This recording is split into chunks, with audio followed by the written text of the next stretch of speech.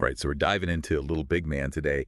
This 1970 film, it's kind of a wild one. Yeah, it We're is. working off this really great movie review blog post, and I'm super curious to, break down how this film manages to be a Western, a historical fiction, Yeah. a comedy. All at the same time, yeah. Yeah, it's Yeah. such a weird blend. It really is. And also how it handles the whole portrayal of Native Americans. I mean, for its time, that was Oh, pretty groundbreaking. yeah, so let's get into it. Right at the center of it all, we've got Jack Crabbe, Huh. played by Dustin Hoffman. He's this white dude, right? But he's raised by the Cheyenne. So he's Mm-hmm. constantly stuck between these two completely different worlds. Mm-hmm. This review we're looking at, it calls the story Dickensian, which I think is spot on. Yeah. He's always going back and forth between these societies and running into these larger-than-life characters. Yeah, and you see that cyclical nature, especially with how Crab keeps encountering younger Bear. Oh, Like they start out as rivals, in the Cheyenne world, but then their paths they keep crossing again and again, but this time in white society.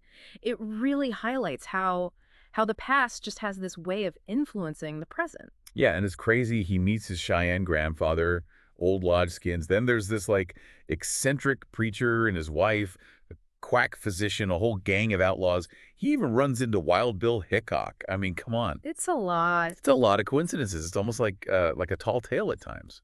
Do you think that was intentional? I think the way it's set up, the framing device, lets the filmmakers kind of have it both ways. We get these crazy coincidences, but because remember, it's an old man's Yeah, story. right. He's like 121 years old. Exactly. He's like a 121-year-old Jack Crabbe telling this whole thing to a historian. So we're never quite sure, how much of it is really true. That's true. That whole unreliable narrator thing, it really adds this extra layer of intrigue to everything. And a lot of humor, too. Think about that scene when Crabbe first meets Wild Bill Hickok in the saloon. Oh, yeah, yeah. He's trying so hard to, play it cool, be the gunslinger. Oh, he wants to be Wild Bill so bad. But he ends up looking like the review calls him a baby rooster, which I think... That is perfect. Yeah. He just completely fails to pull off Hickok's cool demeanor. Totally. And it's a great example of how the film kind of plays with our expectations, Oh, yeah, for sure. Keeps us guessing. Wait, is this true? Is this not? What's going on? Yeah, yeah. So speaking of subverting expectations, let's talk about how they portrayed Native Americans in the film, especially casting Chief Dan George as old lodge skins. I read they actually thought about Marlon Brando and Laurence Olivier for that role at first. Can you imagine? Wild. Yeah, but casting Chief Dan George, that was huge. I mean, it brought a level of authenticity to the role Oh, yeah. that just wouldn't have been there otherwise. And it's huge. He was the first indigenous North American actor to get nominated for an Oscar. For Best Supporting Actor, too. Oh. His performance is so, so powerful. Especially that closing monologue. I don't want to spoil it, but let's just say it involves his wife. And, she doesn't like horses. Okay. Yeah, it's a beautiful moment. It really is. It shows how the film blends, humor and pathos, but in a way that's always respectful of Cheyenne culture. Definitely makes you want to watch it to find out what happened. But it goes beyond just casting. Oh, The yeah. film, really delves into the lives and culture of the Cheyenne people, right? Absolutely. It challenges those stereotypical portrayals that we usually see in Westerns. It shows how rich and complex their lives and beliefs really were. And it doesn't shy away from showing the tragic side of their encounters with, white society. Right. It's definitely not your, typical romanticized Western. No, not at all. It gets really real about, the brutality of the Indian Wars, Mm-hmm. showing the devastating impact that, the U.S. cavalry had on indigenous communities. Right. That depiction of the Sand Creek Massacre, Huh. that's Man. chilling. Yeah. Yeah, it's a stark reminder of the really dark side of American history. And the film doesn't, hold back Right. at all in its criticism of the government's actions. Yeah. It's pretty bold to show that level of violence and injustice, especially, back in 1970. Oh, yeah. And speaking of bold moves, got to talk about General Custer. Oh, yeah. I mean, he is not the hero we usually see in Westerns. No, not at all. Richard Mulligan, he plays Custer with this, over-the-top arrogance and recklessness. Oh, yeah. He's obsessed with his own glory, completely blind to the consequences of everything he's doing. The film just flips that whole traditional image of Custer, completely on its head. Yeah, he almost comes across as a, caricature at times. Yeah.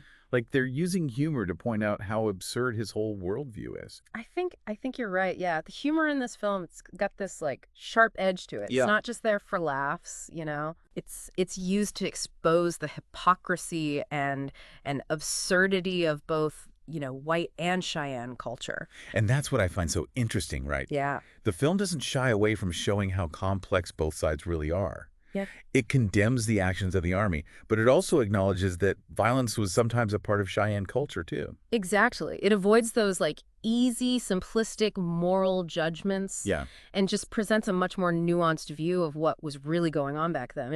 And you see these different perspectives through Crabbe's eyes, even though, well, his viewpoint can be a little skewed sometimes. Oh, totally. Which brings us back to that unreliable narrator thing. Yeah. We never really know what's true and what's like, been embellished a bit. Yeah, and that ambiguity, it extends to Crabbe's own identity too.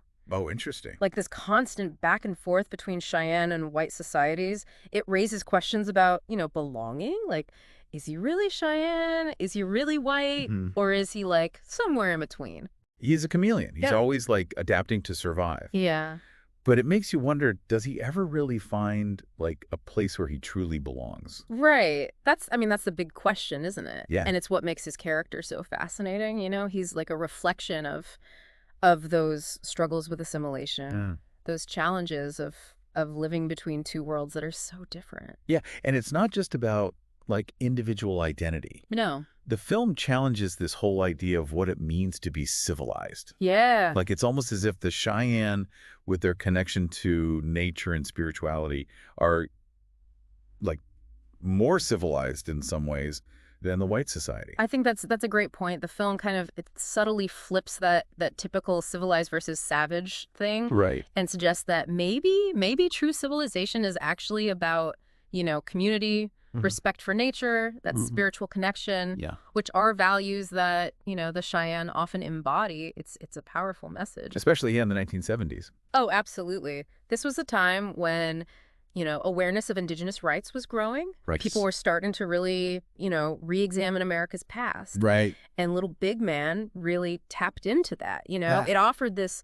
counter narrative to the dominant historical narratives at the time. It forced audiences to really confront, the realities of how America had treated Native Americans. And it's still relevant today. Oh, for sure. All those themes, cultural clash, identity, the complicated nature of history, they're more relevant than ever. It makes you wonder, like, how did audiences back in 1970 react to this, Oh, that's a great question. How did it, change their views on Native Americans? That is such a good question. And it leads to another point, too. Like, how does the film resonate with viewers today in a world that's, grappling with representation and cultural sensitivity?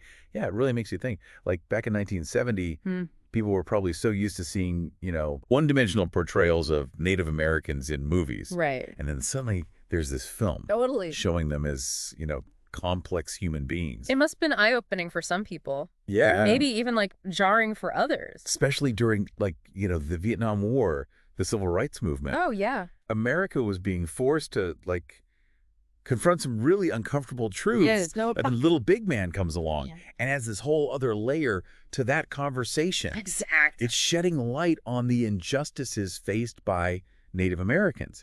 It's not just a Western. It's a commentary on society, on history, on who gets to tell the story. And who gets to be the hero, right? Right. Like, the way they portray Custer in this film, it just completely dismantles that classic heroic image. Totally. And makes you question everything you thought you knew. It's like the film is saying, hey, take a closer look. History isn't always black and white. And that message, that call for critical thinking, it's still so important today. Absolutely. Even now, with all the conversations about representation and cultural sensitivity, Little Big Man reminds us to question the stories we've been told, to seek out different perspectives, different voices. This review we talked about, it mentioned the film's humor, but it's not just like silly jokes. No. It's smart. It's satirical. Yeah. It uses humor to point out how absurd prejudice is, how hypocritical those in power can be. And Crabbe like bouncing between those two cultures. Yeah. He's like the perfect example of that. He is. He makes us laugh, but he also makes us think. And that's what makes this film so great. Yeah. It's entertaining, it makes you think, and it's ultimately just like a very human story. Yeah, it reminds us that even with all the craziness and, absurdity of life, there's still room for connection, for understanding, for finding that sense of belonging. So as we wrap up our deep dive into Little Big Man, don't just take our word for it. No. Go watch it. Yeah. Experience it for yourself. Absolutely. And let it challenge how you think about history, about culture, about the world around you. Because there's always more to learn, more to question, more to uncover. Well said. Thanks for joining me on this deep dive. Thanks for having me. Until next time, keep exploring, keep questioning. Yeah. And as always, keep diving deep.